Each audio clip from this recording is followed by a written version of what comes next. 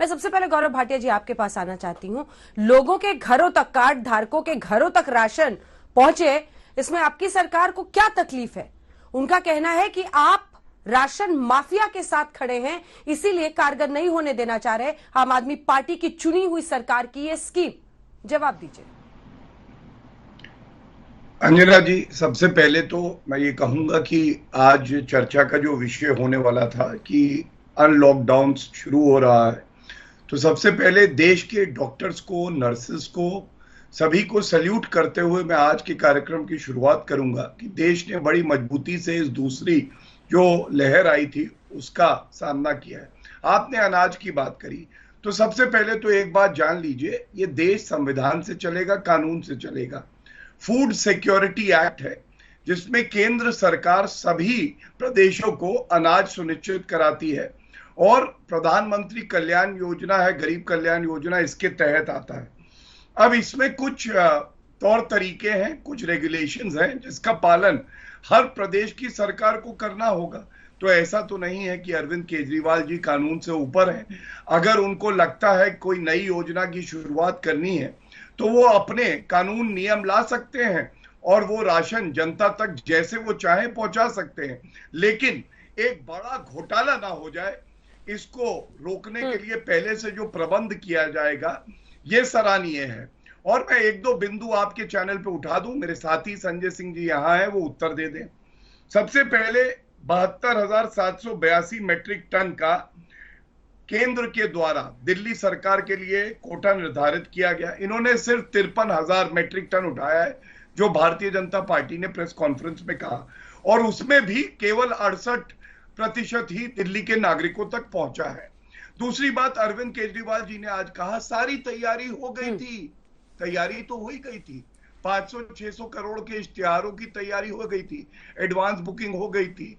अब वो इश्तिहार क्या होगा अरविंद केजरीवाल जी को पता नहीं है। तीसरी बात, अरविंद केजरीवाल जी ने अपनी पीसी में यह भी कहा कि हमने 5 बार अप्रूवल लिया है। संजय सिंह जी यहां बैठे हैं, तारीख बता दें, वो अप्रूवल दिखा दें कि अप्रूवल दिया था केंद्र सरकार ने, इसमें तो कोई गलत बात नहीं है। और चौथी बात, मैं इतना ही कहूंगा, ये जो बड़ी मजबूती से नरेंद्र मोदी जी के नेतृत्व में लड़ाई लड़ी जा रही है, आप देखिए, इनको नागरिकों की चिंता है। ये तो तथाकथित किसानों को दिल्ली में बुला के लंगर लगवा रहे थे, और हमारी जिम्मेदारी है कि इस बार हम पूरी तैयारी करे रहें, और इसीलिए जो कदम उठाए गए हैं, अनाज हर आदमी तक पहुंचे, लेकिन घोटाला ना हो, ये रोकने की जिम्मेदारी भी हमारी है। ठीक है, घोटाला ना हो ये रोकने की जिम्मेदारी है, और साथ ही केंद्र सरकार ने कब मंजूरी दी थी, तारीख वो पूछ रहे हैं। तारीख कैसे बताइएगा? 4 पॉइंट्स पर संजय जी उन्होंने सवाल पूछा है, और इसी के साथ ये भी जवाब दीजिएगा कि क्या इसी वजह से कह देने का कि पूरा राशन माफिया एक चलता है, क्योंकि जो ट्रेडर्स हैं उनको इस पर काफी नाराजगी है तमाम बिंदुओं पर। संजय जी आपका जवाब।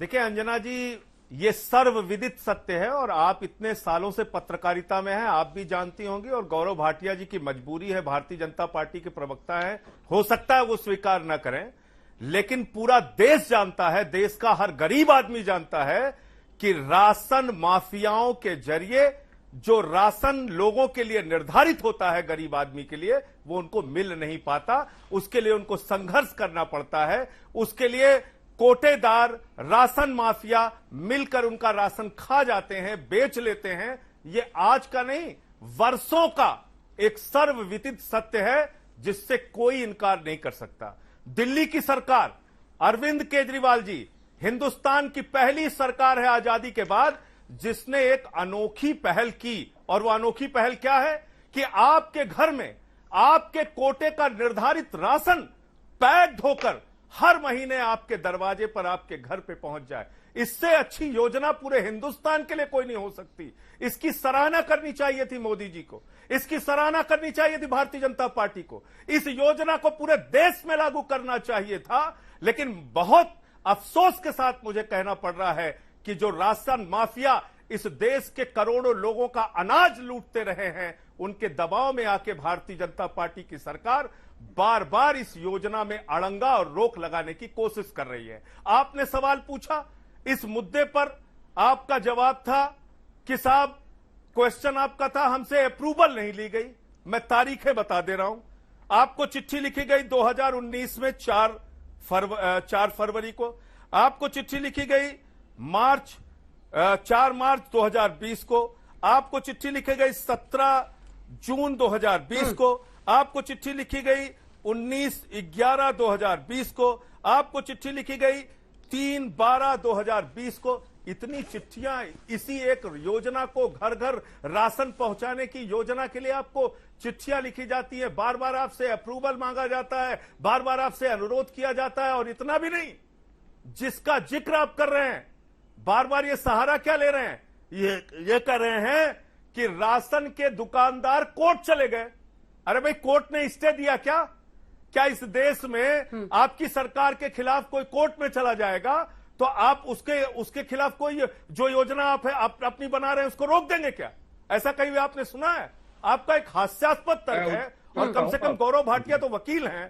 कोर्ट जाने से कोई योजना नहीं रुकती। उस पर हाई कोर्ट ने स्टे नहीं लगाया अंजना जी। और इससे भी आगे की बात मैं बता रहा हूं।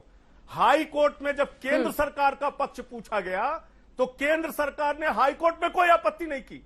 तो मुझे समझ में नहीं आता, राशन माफियाओं के किस दबाव में, राशन माफियाओं से क्या डील करके, राशन माफियाओं से अंदर खाने क्या सेटिंग करके आप दिल्ली के गरीब लोगों का अनाज उनके घर पर, उनके कोटे पर निर्धारित अनाज उनके घर पर पहुंचने से रोक रहे हैं। ये से आज इस फैसले से पूरा देश शर्मिंदा है कि 56 इंच वाले देश के बहादुर प्रधानमंत्री राशन माफियाओं के आगे झुक गए।